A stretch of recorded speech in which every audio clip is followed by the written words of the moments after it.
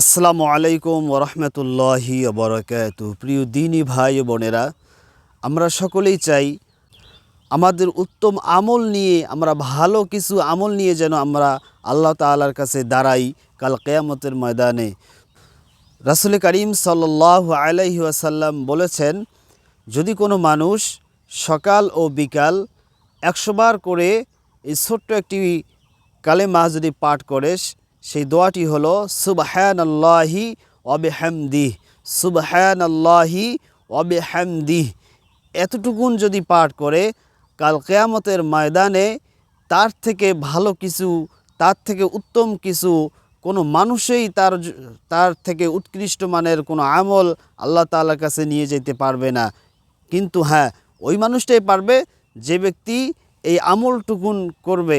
তো এই হাদিসটি বর্ণিত হয়েছে মুসলিম শরীফে, হাদিস নাম্বার 2692 নম্বর হাদিস। আমরা যদি এই ছোট্ট আমলটুকু করি, ইনশাআল্লাহ কাল কিয়ামতের ময়দানে আমরা আল্লাহ তাআলার কাছে উত্তম কিছু আমল আল্লাহ তাআলার কাছে আমরা নিয়ে যেতে পারবো, আশা রাখি ইনশাআল্লাহ।